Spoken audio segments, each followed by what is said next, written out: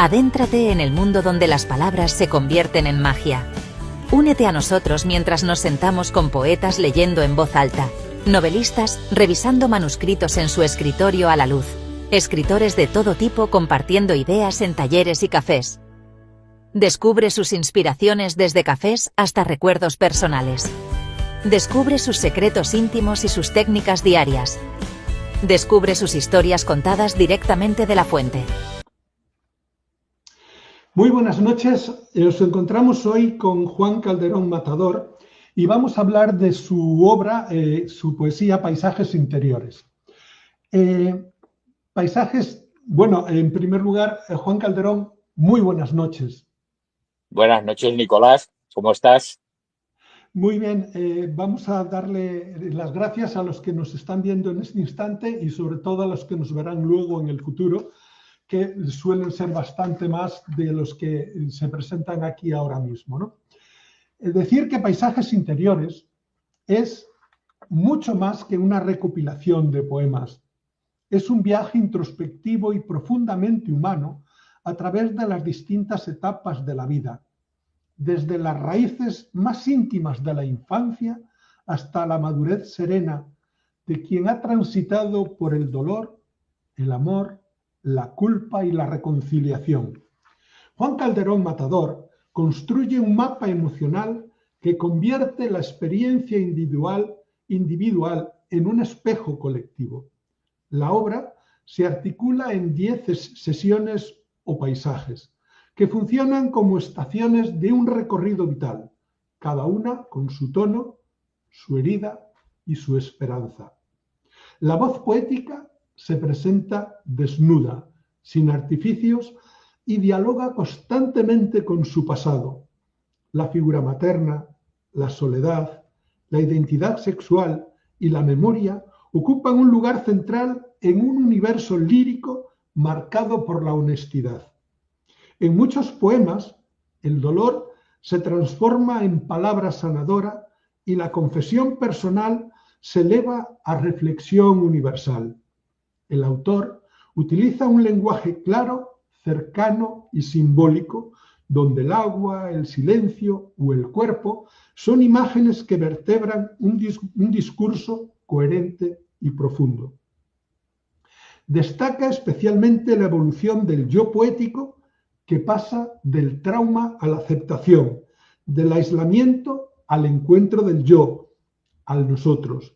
Ese tránsito convierte a Paisajes Interiores en una obra de madurez y de compromiso, tanto ético como estético. La poesía de Calderón no rehúye temas difíciles, como la depresión, la traición o la guerra, sino que afronta con lucidez y sensibilidad. En definitiva, el libro es un testimonio poético de resistencia y transformación, una cartografía del alma que invita al lector a reconocerse en sus propios paisajes interiores. Al cerrar el libro, lo que queda no es la tristeza de lo vivido, sino la certeza de que la palabra puede redimir y que en todo paisaje herido late siempre la posibilidad de un horizonte nuevo. Pues muy buenas noches. Y la primera pregunta es, el título Paisajes Interiores en sí mismo es un oxímoron. ¿Por qué? Porque paisajes es algo que está fuera, que vemos con los ojos hacia afuera, pero en cambio interior es lo que se mira hacia adentro. Entonces hay como una contradicción, un oxímoron. ¿Qué significado profundo tiene para ti esta expresión y cómo resume la esencia de tu obra? Bueno, Nicolás, lo primero, darte las gracias por esa lectura tan profunda que has hecho del libro y por esa exposición que también has hecho de él, absolutamente acertada desde mi punto de vista, ¿no? Y bueno, efectivamente es un oxímoron el título, pero consciente de ello. En poesía yo creo que no se utiliza el lenguaje de la calle, se utiliza otro lenguaje y, por supuesto, en ese título está ese lenguaje poético. No hay paisajes dentro de la persona, pero dentro de la persona hay tantos mundos, hay un mundo tan amplio, hay tantas maneras de ver el horizonte, de ver el cielo, de ver el suelo, que me pareció que era un acierto buscar dentro de mí esos paisajes. Y, por supuesto, cada uno de los capítulos del libro, con su propio título, ya nos da una pauta de por dónde nos vamos a mover a través de estas páginas. Hay algo importante que me gustaría recalcar, porque es algo justo que yo también pienso. Tú has dicho que el lenguaje de la poesía no es el lenguaje común. Y yo siempre digo que una novela se construye a través de un protagonista, de un narrador, de unos personajes, y todos ellos te van explicando lo que pasa y lo que ocurre. Pero en la poesía no posees nada de esto. Entonces la poesía, ¿dónde reside el punto central? Exactamente en el lenguaje, en la forma, en cómo se utiliza y cómo se conjuga el lenguaje, ¿no? Al menos eso pienso, no sé si también es tu idea. Sí, totalmente de acuerdo.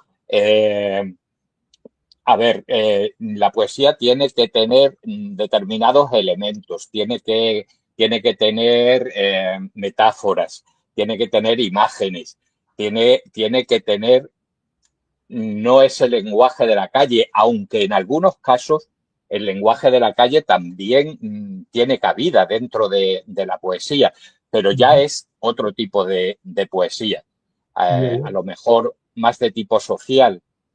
Aunque a mí personalmente, que escribo bastante poesía social, también me gusta escribirla desde un punto de vista poético, porque tú puedes decir lo mismo que dirías charlando con los amigos en la barra de un bar, lo puedes decir de otra manera, y ahí reside el lenguaje poético.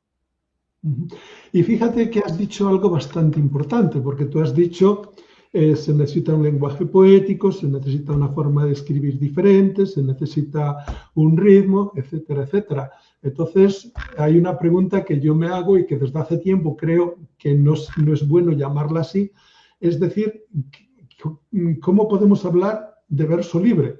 Si el verso libre tiene que tener un ritmo, tiene que tener un lenguaje, es decir, está completamente lleno de barreras. Entonces, libre, ¿qué quiere decir aquí libre?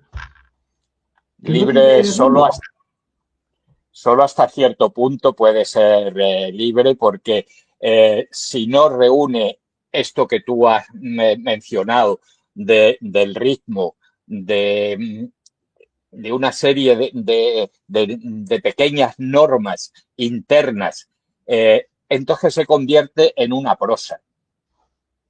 Y a veces yo me encuentro, sobre todo en la poesía de gente muy joven, me encuentro con ese tipo de poesía que ellos, a mi modesto entender, lo único que han hecho es expandirla. Es un texto narrativo que lo han puesto en pequeños renglones. Claro. Pero el que sea una sucesión de pequeños renglones no quiere decir que sea poesía. Ya, claro, tampoco las líneas cortadas por principio son poesía. Claro, por supuesto. Bueno, volviendo al libro, el libro se divide en 10 paisajes que parecen seguir una evolución vital. ¿Qué criterios has usado para estructurar esta secuencia y cómo dialogan estos paisajes entre sí? A ver, el resultado de unos paisajes son las vivencias de otros anteriores. Para llegar a un punto en la vida hay que transitar diferentes caminos que son obligatorios. A lo mejor esos caminos se pueden enfocar en una dirección o en otra, pero al final te van a llevar a tu forma vital, ¿no? Y van, todos tienen influencia uno de los anteriores. El orden, pues he tratado de buscar un orden lógico, ¿no? Partiendo de la infancia, porque yo creo que en la infancia están las claves de muchas de las cosas que luego van a ocurrir en tu vida, de muchos. Pero aquí yo creo que hay más, o sea, yo pienso que no hay un orden cronológico, pero sí hay un orden temático. Sí, sí, claro, a ver, en cada paisaje he agrupado todo lo que tiene que ver con unas determinadas vivencias. O sea que sí, están agrupados por temática, claro. Sí, pero dentro de ese paisaje, ¿no? Si la vivencia, por ejemplo, es la soledad, está tanto la soledad del niño como la soledad del joven, como la soledad de la persona ya adulta. Quiero decir, no hay, en ese sentido hablo de que el orden es temático y no cronológico, a pesar de que estén todas las edades prácticamente en todos los paisajes, ¿no? Sí. A ver, la soledad, si la entendemos como una enfermedad, que no lo es un estado de ánimo, pero si la comparamos con una enfermedad, las enfermedades se van fraguando dentro del cuerpo y dan la cara en un momento determinado. De ahí que yo a lo mejor hable de soledad, no al principio, sino a lo mejor en uno de los paisajes del final. Y luego Es la manifestación. Hay una cosa que me llama la atención, no sé si es verdad, pero me parece que en el prólogo se menciona la pirámide de Maslow como guía implícita. ¿Fue una referencia consciente o fue una creación tras una lectura posterior que encaja con el proceso? No, yo no me planteé nunca esta pirámide. Es algo que ha visto Javier Díaz Gil, que es el prologuista, y que, bueno, pues yo cuando me envió el prólogo, dije, pues mira qué ojo clínico ha tenido, ¿no? Pero yo no me lo había planteado, ¿no? Yo no sé si sabes que Javier Díaz Gil viene a final de mes también aquí. Lo he visto anunciado, sí. Y me alegro mucho porque Javier es el director de la tertulia a la que yo acudo en Madrid, que se llama Rascamán, y es un hombre al que le tenemos muchísimo cariño, es un tipo increíble, de buena persona, de buen poeta y de todo. Y bueno, pues parece que vamos cogiendo caminos paralelos, porque el año pasado a él le concedió la UNED, o sea, la Unión Nacional de Escritores de España, le concedió la medalla de San Isidoro de Sevilla y este año me la han concedido a mí, o sea que parece que vamos uno detrás del otro. Sí, sí. Dices en uno de tus poemas, la casa quedó atrás y fuimos dos huidos, un hijo y una madre, con la voz carcomida de silencio, con la desolación, levantando su nido en nuestros ojos, dos poveteros que ya nadie incendia. ¿Cómo definirías el hilo conductor que une todos estos paisajes en tu único relato vital? Bueno, a ver, el hilo conductor es mi propia vivencia, mis carencias desde niño, con la desaparición de mi padre porque nos abandonó, y luego esas carencias se han ido encadenando con otras carencias a lo largo de mi vida. Pero tampoco puedo decir que haya sido ese el hilo conductor, porque al mismo tiempo que había carencias por un lado, había abundancias por otro, que también se han ido repitiendo a lo largo de mi vida. Cuando se lee mi poesía, a lo mejor se puede tener la sensación de que he tenido una vida muy atormentada, con mucho drama, y realmente no es así. Yo creo que he sido un hombre muy afortunado. Desde niño he estado rodeado de cariño, de amor, y a lo largo de toda mi vida yo me he sentido muy querido y muy arropado. No he tenido prácticamente carencias. Algunas veces hasta nos quejamos sin motivación. El poema que yo he leído antes era justo para esta pregunta que voy a hacer ahora. La figura materna es central y ocupa gran parte del libro. ¿Qué representa tu madre en la identidad poética y humana?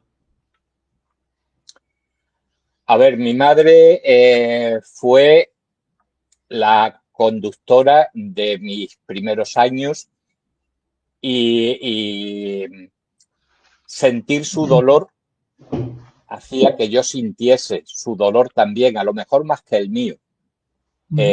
Ella ha sido el motor de muchos años de mi vida, y prácticamente ha vivido conmigo siempre. Yo me marché del pueblo cuando terminé el servicio militar, a los 21 años, vine a vivir a Madrid, y al muy poquito tiempo ella también vino a vivir a Madrid, a vivir conmigo, porque su labor como telefonista quedó interrumpida porque hicieron la Telefónica, que era donde ella trabajaba, era telefonista, se automatizó todo y ya no necesitaron ese personal. Entonces las prejubilaron con mucha antelación, en una época en que todavía lo de las prejubilaciones no estaba tan al cabo de la calle como ahora. Y ella vino conmigo. Entonces ha sido mi referente femenino durante toda la vida.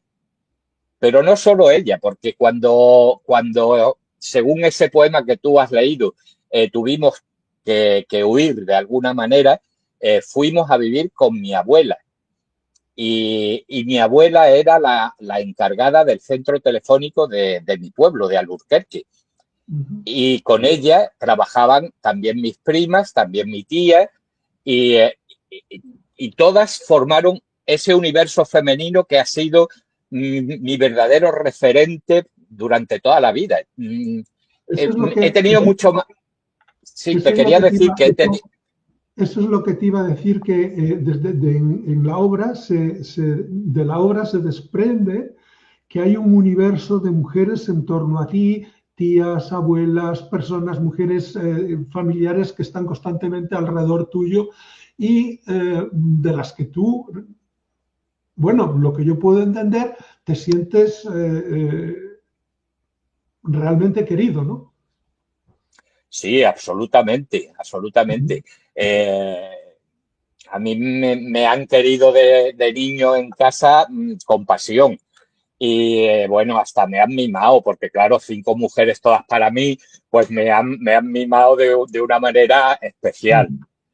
Lo que no he tenido tan directamente es el referente masculino. Al no haber ningún hombre en casa, yo no he tenido ese referente masculino. De ahí que yo me mueva mucho más a gusto entre mujeres que a lo mejor entre hombres. Las entiendo muy bien, conozco muy bien su universo y me han inspirado cantidad de poemas. Bueno, hemos hablado de que el libro está conformado por estos paisajes, pero no hemos dicho que estos poemas están seleccionados de otros libros anteriores y bueno, y de algunos poemas inéditos.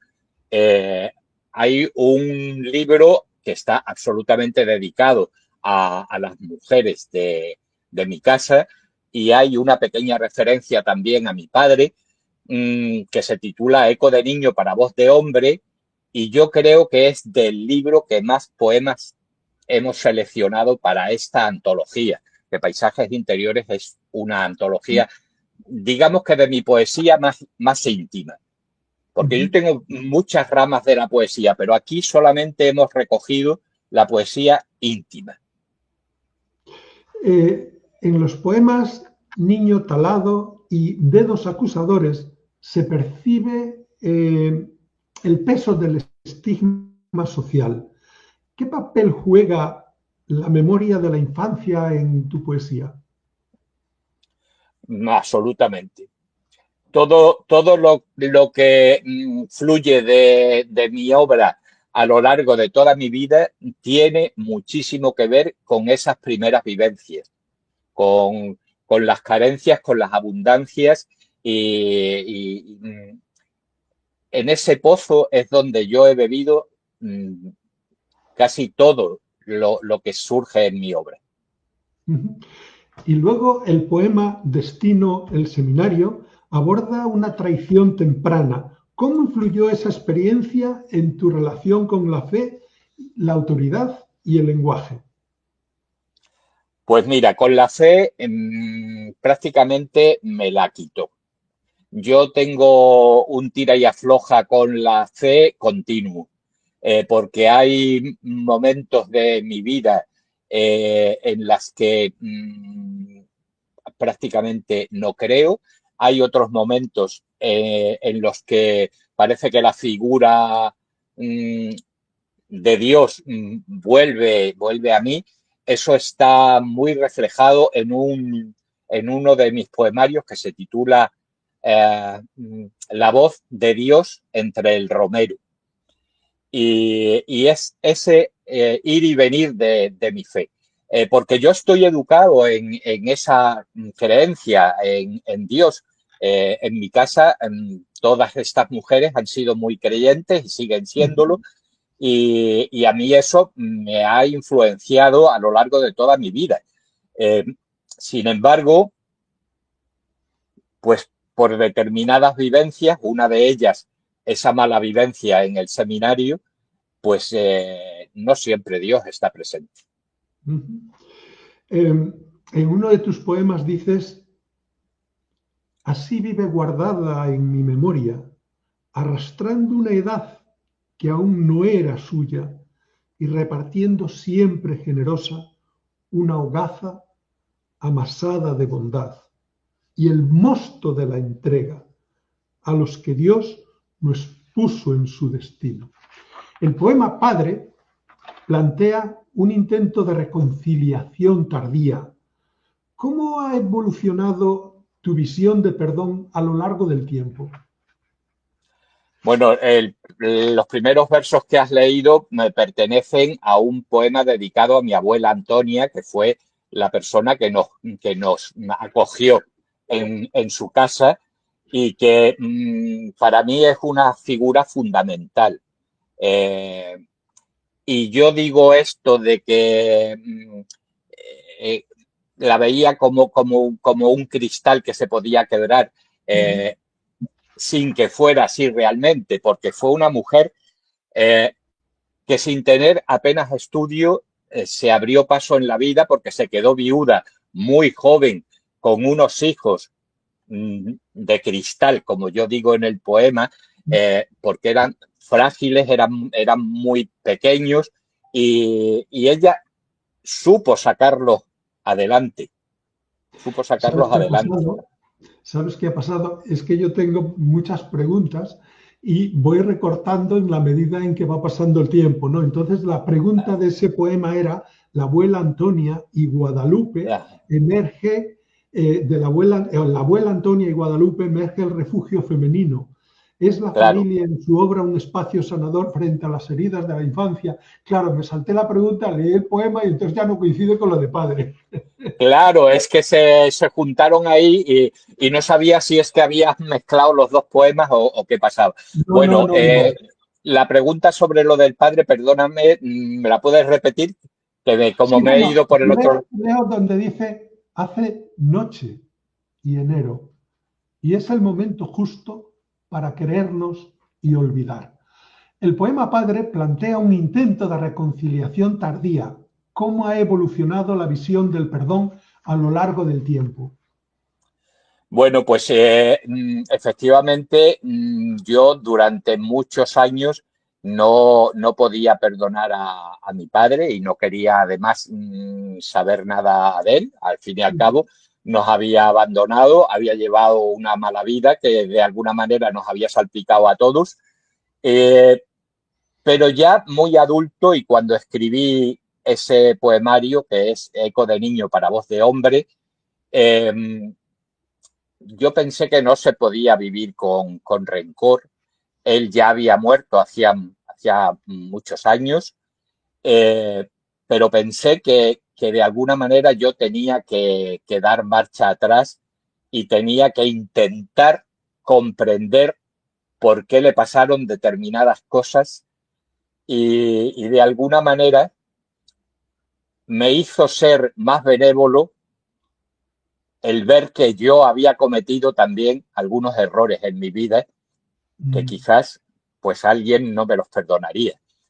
Y ahí con ese poema surgió el perdón. En 19 de marzo, el poema 19 de marzo habla del deseo no cumplido de la paternidad. ¿Qué lugar ocupa esa ausencia en tu biografía emocional y literaria? Bueno, ya no ocupa ningún lugar. Tengo 73 años y ya casi sería bisabuelo más que padre. Eh, Hubo un momento cuando era más joven que sí deseé ser padre, pero por condicionantes de mi vida, eh, pues no iba a serlo. Ahora hay mucha más facilidad para todo eso, pero en aquel momento no, y fue una pequeña frustración que, bueno, con el tiempo se fue curando y ahora casi me alegro, fíjate. Fíjate que Veo, sí, no, te quería fíjate, decir sí, habla. que sí, no, que te quería decir que ahora casi me alegro mmm, porque a veces veo comportamiento de hijos o de nietos eh, con respecto a personas de mi edad que conozco, a las que quiero, y que no se portan con ellos como deberían portarse, y entonces digo, pues no sé, igual me he librado de algo. Bueno, en Eco de niño para voz de hombre, ya hablaste un poco antes, estableces un diálogo entre el yo adulto y el niño que fue. ¿Qué Uh quiso -huh. sanar o reconciliar con ese encuentro poético? ¿Qué quisiste? Bueno, el poema principal del libro es el que lleva ese mismo título. Es un poema larguísimo, creo que son como 4 o 5 páginas. Y yo quise dialogar con una fotografía de mi infancia. Entonces quise darle vida al niño que fui, al que conocía muy bien, al que le podía hacer preguntas porque sabía que las iba a contestar y que iba a poderlas reflejar en el poema. Y ahí se estableció una intimidad entre ese niño que, que estaba en la fotografía, que la fotografía tomaba vida, y el hombre adulto que ya había tenido una serie de vivencias y que le podía anticipar a ese niño por qué caminos no debería ir y por qué caminos sí debería ir, aunque eso fuera imposible, es una utopía, pero era una manera de yo querer darle ese consejo al niño que fui, ya que tenía las claves que la vida me había ido enseñando. En uno de tus poemas dices, ¿y el grito para qué? Si sabes que estás solo. ¿Y para qué gritar? Se titula el poema, pero ese poema plantea un profundo sentimiento de impotencia. ¿Crees que el silencio puede ser también una forma de resistencia? A ver, eso no sabría muy bien cómo contestarte, porque el silencio no es lo mejor. Yo creo que es mejor hablar, pero cuando puedes hablar, porque no siempre te dejan hablar, no siempre puedes expresarte con libertad sobre problemática interior que tienes. Y el final del poema es ese, es decir, si no me va a escuchar nadie, ¿para qué me voy a rozar la garganta con un grito tan desgarrado? Pues me voy a quedar callado y a lo mejor en otro momento puedo hacer ese grito. En el poemario hay un elemento recurrente que es el agua, ¿no? Y aparece como un símbolo precisamente recurrente. ¿Qué representa para ti ese elemento en el universo de tus paisajes interiores? Bueno, hay un poema que se titula Ramillete Amarillo, creo recordar que se titula, en el que hablo de una vivencia de la niñez en la que un niño es feliz llevando un ramo de flores y le gusta tanto que se mira en el agua para deleitarse con su propia imagen con las flores en la mano. Si ves la fotografía de la contraportada, es un hombre con flores en la mano, porque en esa vivencia infantil el niño de pronto se da cuenta de que no pueden consentir que nadie vea esa imagen que podría considerarse afeminada de llevar un niño un ramo de flores y contemplarse en el agua, y entonces las tira al agua y las flores se van con la corriente. Entonces, para mí, el agua es la libertad. Es ese no detenerte si no quieres. El poder seguir tu andadura, el poder hacer tu vida sin necesidad de estar pendiente de que haya obstáculos en las orillas. En La madeja del sueño reflexionas sobre la ilusión y el autoengaño. ¿Qué papel juegan los sueños en la construcción de tu yo poético? Pues yo creo que un papel importante, porque yo siempre he sido muy soñador. Tengo un carácter extrovertido que he ido consiguiendo a lo largo del tiempo, pero también he tenido periodos de largos silencios en los que me he recreado en soñar, en soñar. Y en ese poema del que me hablas, a lo largo de todo el poemario, yo hablo de un posible amor con una mujer. Y entonces el último poema es el sueño el que me está hablando y me está diciendo, no te engañes porque el sueño es mentiroso. O sea, no te creas todo lo que yo te he contado porque se va a quedar en la nebulosa de la noche. Otro de los elementos que hay es deseo y frustración, ¿no? Sobre todo en esa sección marcada de no fue o no pudo ser. ¿Cómo dialogan todo esto, estos deseos, frustración y deseo? ¿Cómo se dialoga en la poesía con ello? Pues simplemente reflejando reflejando esas frustraciones y esas consecuciones, porque no todo es frustración. A veces lo que crees que es frustración no es más que un espejo que se ha quedado empañado, pero que si lo limpias con un suave paño, ahí está, otra vez reflejando. Y fíjate que en Contraluz, y 3 años después, hay un elemento que es la traición amorosa y que adquiere un tono muy íntimo. ¿Qué has aprendido del desamor y cómo modela tu poesía o tu voz poética? Bueno, pues el desamor, a ver, te enseña mucho, sobre todo cuando tú has sido limpio, limpio de corazón, limpio de sentimiento, limpio de palabras, y de pronto te encuentras con una traición inesperada, pues es como una masterclass de lo que son los sentimientos.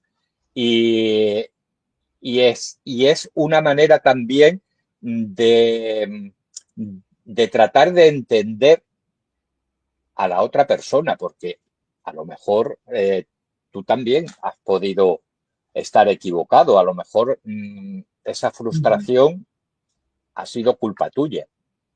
Entonces, yo soy muy receptivo a las masterclass y procuro sacar enseñanza de ellas. Hay en el poema Soledad Fiel, la soledad deja de ser una enemiga para convertirse en una compañera, ¿no? En una compañía. ¿Es un buen elemento la soledad para la creación poética o la creación literaria? Sí, absolutamente. Yo escribo mucho mejor cuando estoy triste, cuando estoy en soledad, que cuando tengo una vida muy plena y me estoy divirtiendo y no me falta de nada. Entonces, o escribo pues poesía jocosa, que también lo hago, eh, o simplemente me recreo en darle volumen de forma poética a eso que estoy viviendo. Pero evidentemente, cuando estás solo, yo por lo menos estoy mucho más creativo. Otra de las cosas que me llamó la atención también es que en Amistad y Distancia, dos poemas, el amor se funde con la amistad. ¿Trazas alguna frontera entre ambos conceptos en tu vida y en tu obra, entre el amor y la amistad? ¿Crees que hay algún tipo de frontera? A ver, hay que separar las dos cosas cuando no van unidas. Se pueden tener grandes amigos sin que tenga que ver nada con lo sentimental y se puede tener amor, pero ahí ya no estoy yo tan de acuerdo de que no tenga que haber amistad. En el amor tiene que conjugarse todo. El amor, la amistad, la admiración, la compenetración, ese estar cuando se necesita, pero no es imprescindible. A veces también el amor es pasional, simplemente, y no eres amigo, pero tienes otros recursos amatorios que también te pueden hacer muy feliz. ¿Tienes a mano algún poema que nos puedas leer?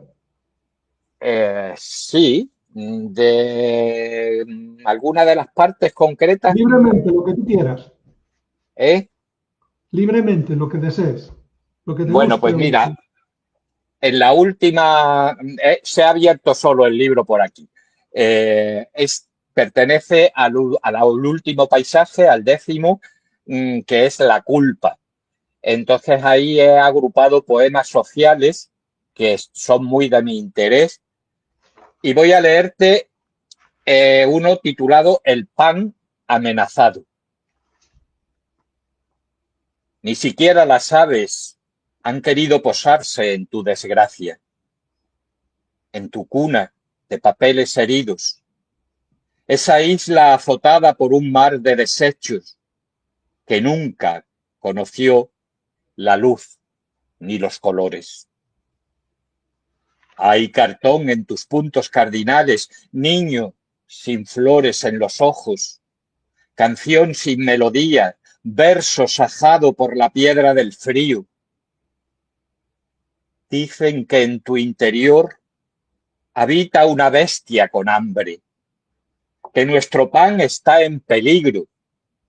Dicen que debes desandar tus pasos y regresar al pozo para que te devore la negrura. Dicen que el mundo se quedó pequeño y que no hay pienso suficiente para tanto ganado. Y yo sigo leyendo las interrogaciones de tus ojos, sin poder responderte, sin poder comprender por qué nos empeñamos en sembrarle dolor a nuestra tierra, en lugar de esparcirle la semilla del trigo entre los surcos. Gracias. Muy bien, muy bien. ¿Qué papel cumple el erotismo en tu poesía y cómo dialoga con la ternura? A ver, el erotismo, cuando amas, está presente.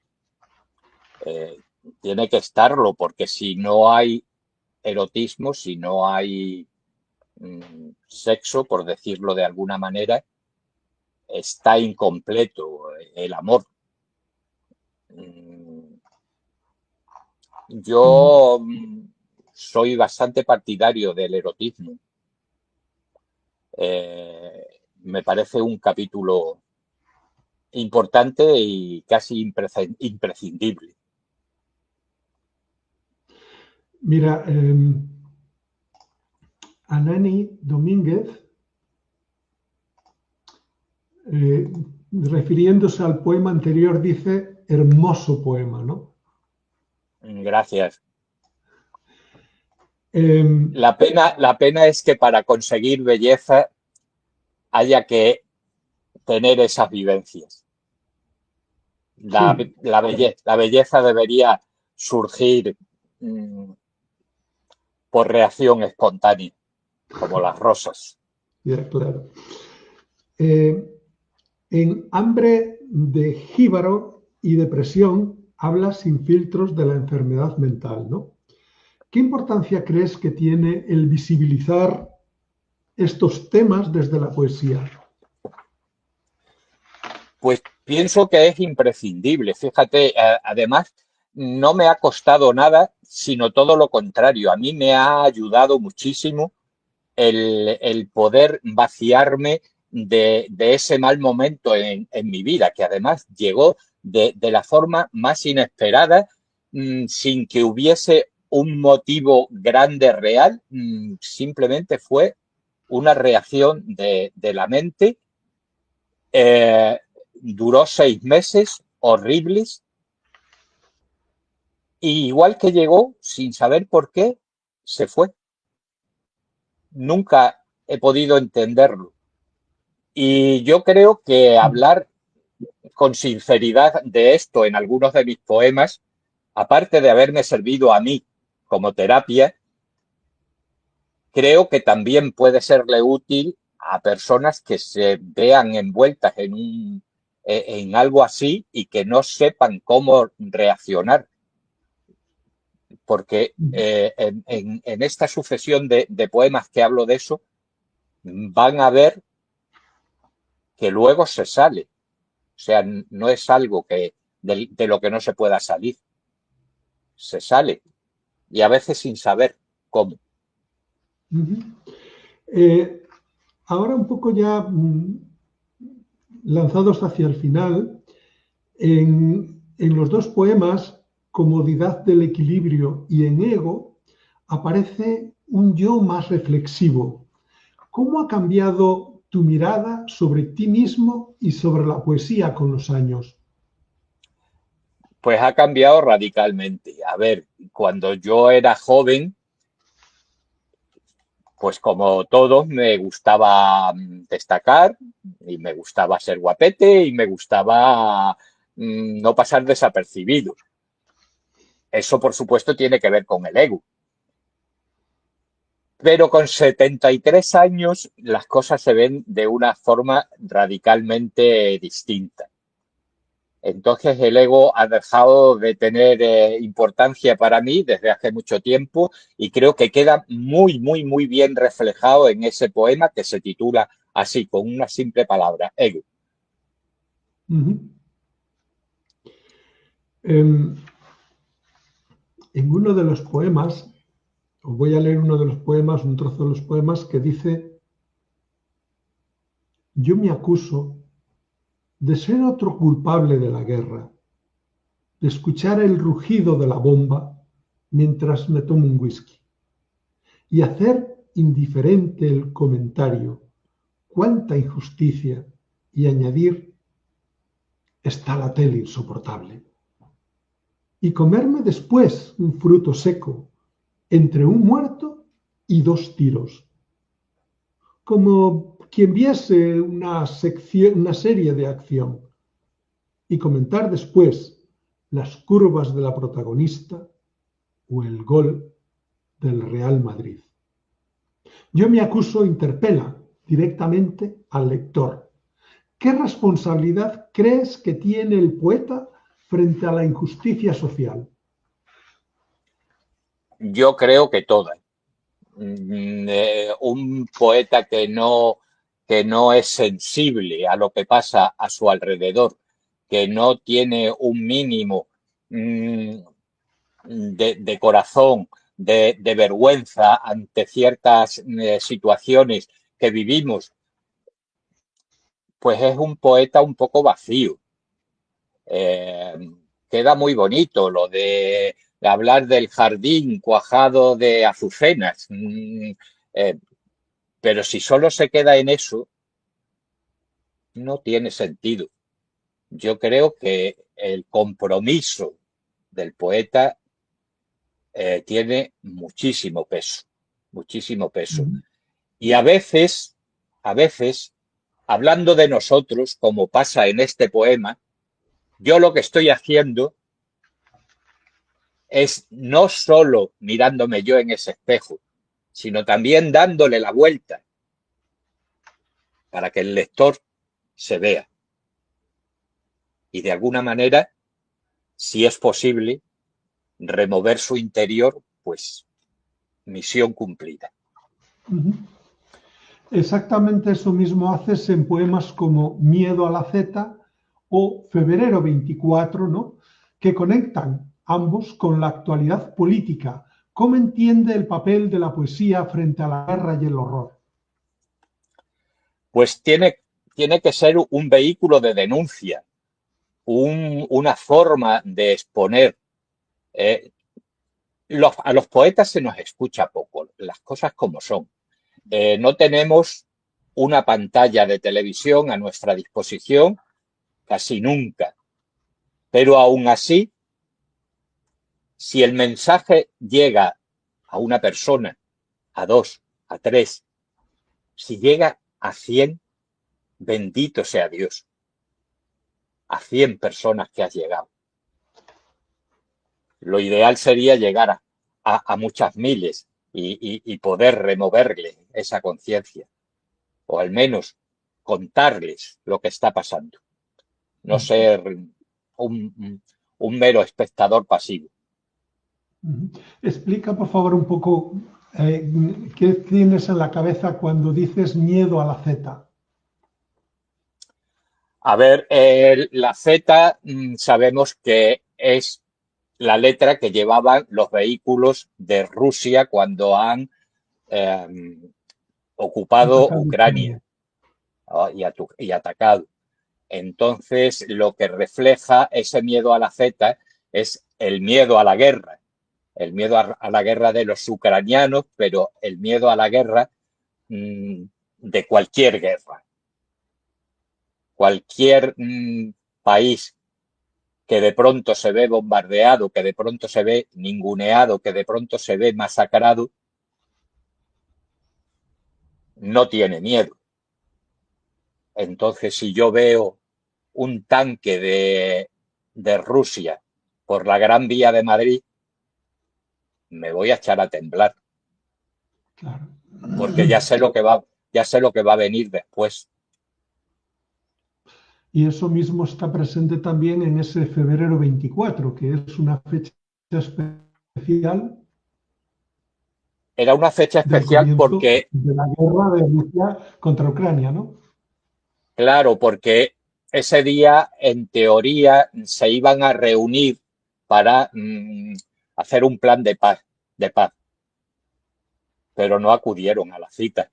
Claro. La guerra se puso en pie. Uh-huh.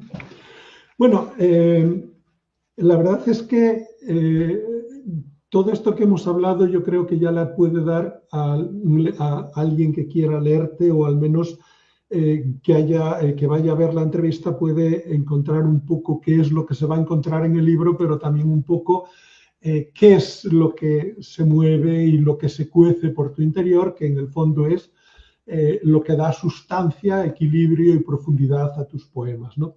Pero aparte de todo esto del escritor que escribe versos, también tenemos al hombre que escribe canciones. Bueno, no son incompatibles una cosa y la otra. No, no.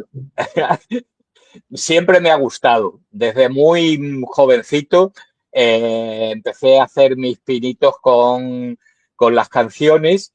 Al principio hacía letras ñoñas y muy tontas de te quiero, me quieres y esas cosas. Y con el tiempo he ido madurando y ahora hago letras con más sustancia. Las cosas como son. Y para Y la bueno, he gente tenido... para la gente ya un poco más madura, recordar que algunas de tus canciones las cantó el grupo Parchís. No, el grupo Parchís no, Tres en Raya. Ah, Compuse un LP completo para el grupo Tres en Raya y perdón. luego yo mismo también grabé otro LP con mi compañera artística de entonces, Sagrario Sáez, con el nombre de Mario Ineta. Y has compuesto también música para algunos programas e incluso para algunos anuncios, ¿no? Cuñas publicitarias. Sí, hubo un tiempo en que tuve un programa para niños en Radio Intercontinental y en aquella época pues sí hice alguna cuña publicitaria con músicas mías.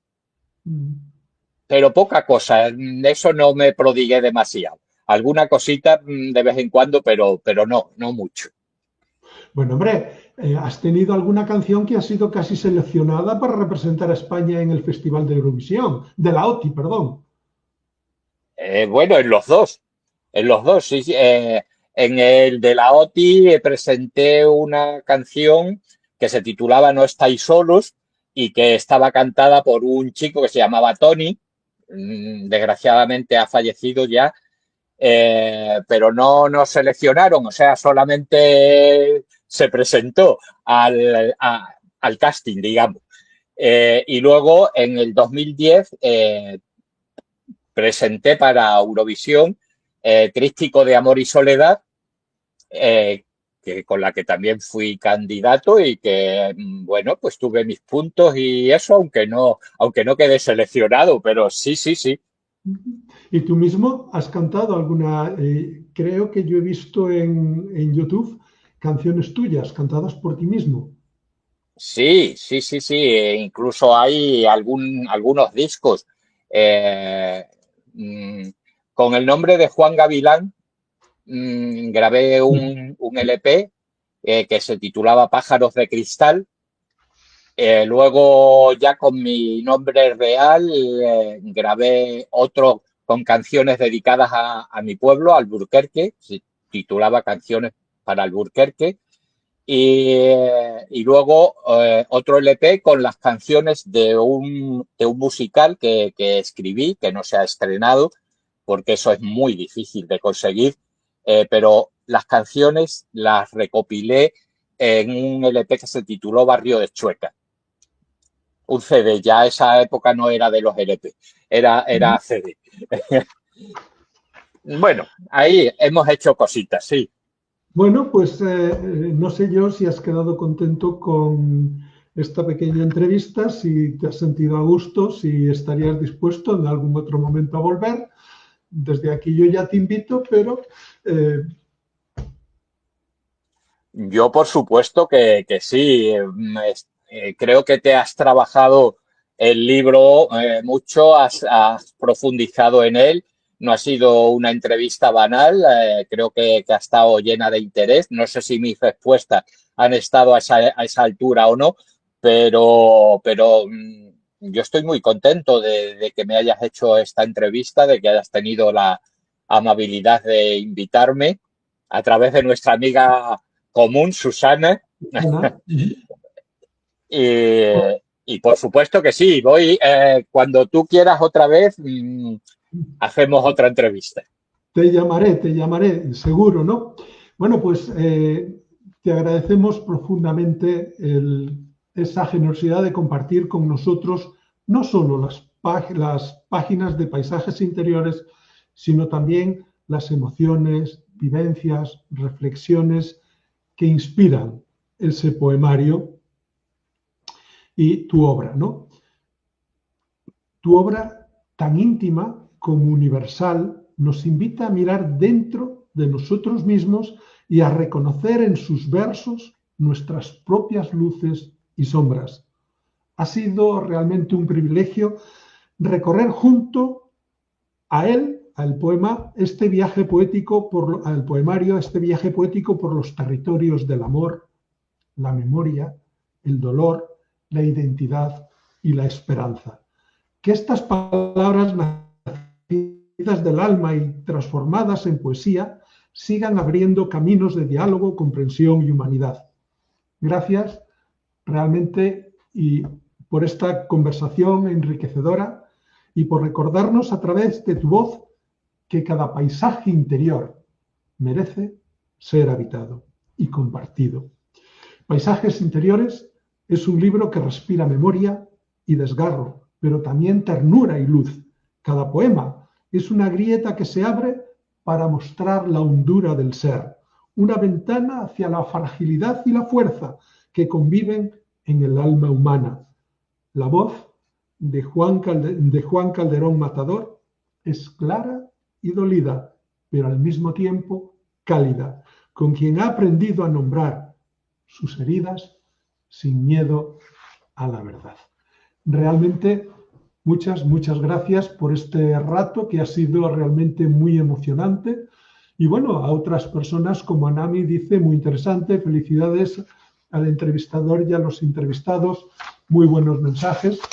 Y darle las gracias a los que nos han visto ahora y a los que nos verán más en el futuro, más adelante, porque esto luego, como ya sabes, lo pasaré a YouTube y ahí ya queda fijo, porque en Facebook, según voy añadiendo, va yendo para abajo y termina por no verse. De nuevo, darte las gracias y bueno, pues espero que te hayas sentido acogido y espero que haya sido una buena oportunidad para darle un poco de visibilidad a tu obra y sobre todo para disfrutar de la luz que tu obra misma produce a la hora de leerla, escucharla, a la hora de acercarse a tu mundo poético. Pues muchísimas gracias a ti, Nicolás. Oírte tanto en la entradilla que has hecho del programa como en este epílogo en el que has hablado también sobre paisajes interiores, me da la pauta para saber que eres un muy buen escritor. Soy un alevín. No te quites mérito que lo tienes. Y yo te lo digo, no siempre una entrevista está tan minuciosamente preparadas como las has preparado tú y esas palabras tan bien encauzadas con las que has abierto y has despedido el programa. Muchísimas gracias por invitarme y ya te he dicho que estoy a tu disposición para cuando quieras que vuelva. Pues Y muchísimas gracias. por supuesto me gustaría también saludar y dar un abrazo a todos los espectadores que va a tener la entrevista y los que ya ha tenido a lo largo de este rato. Bien, pues muy buenas noches a todos y muchas gracias. Y en 2 semanas, las 2 próximas semanas no habrá entrevista porque yo voy a viajar, pero luego empezaremos de nuevo y seguiremos adelante con otros escritores. Pues muchísimas gracias y muy buenas noches.